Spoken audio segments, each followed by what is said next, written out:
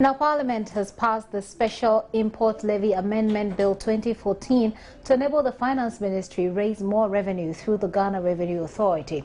According to the Deputy Finance Minister, the bill, which was introduced to the House earlier this month, will help generate more revenue for projects slated for 2015. According to the Finance Committee chairman, the Deputy Minister informed them that the ministry has realized an amount of 374,327,381.03 as against the end-of-year target of 410,128,862.54 as at the end of November. When passed, enable government to collect special import levy for 2015, 2016 and 2017.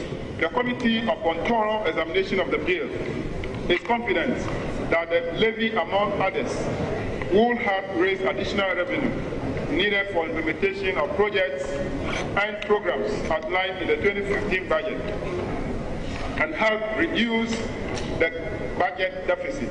Meanwhile, Parliament had to suspend sitting as a result of power outage disrupting proceedings.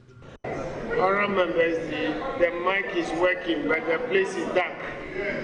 We can't see the mic is working, we can't see, but we need to see. We need to see. I don't know. We are making laws at this stage, and we need to be sure that what we are amending, others can be part of it. I don't know whether we should suspend sittings for a while, and then immediately the lights are in, we come back. So, honourable members, we suspend sitting for an hour and then come back. Thank you very much.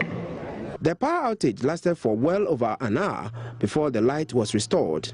Other papers were laid before the House, and it is the expectation of the House that it will be worked on and approved before the House rises on Monday, December 22. Still in Parliament, the Minister for Lands and Natural Resources also appeared before the House to respond to questions from members of Parliament. Now, he was, however, asked to reappear to furnish members with further and better particulars, as he was unable to provide answers to all the questions. The Minister of Lands and Natural Resources could not give a conclusive answer when asked about the lease of the aviation land at Adenta to private business entity without a first option to the allodial owners of the land. The size of the land that has been presently rezoned is 614.42 acres. And secondly, Mr. Speaker, the public use for which it's been rezoned is mixed use. It will be used for commercial, it will be used for housing, mixed-use housing. Is this use going to be undertaken by the Civil Aviation Authority or any other public authority or private individuals? Honourable Minister. Mr. Speaker, Mr. Speaker, if I may, the public uses to which I'm alluding to have regard to not individuals themselves taking up and using privately, but by the progression of buildings, housing, etc. All members of the public will have a chance to be able to, yes.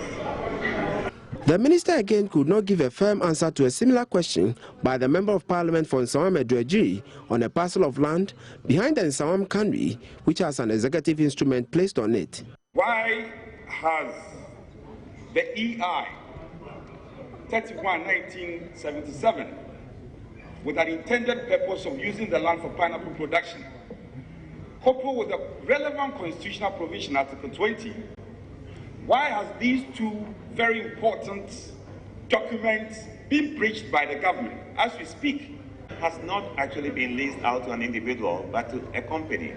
As somebody just said behind me, a corporate entity. And it was based on a sale and purchase agreement between the DIC acting on behalf of government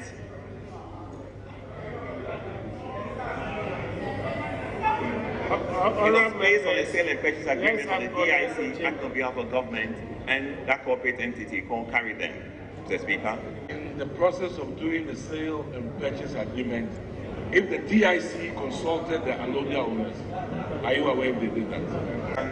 No, I'm not aware. Sitting resumes on Thursday.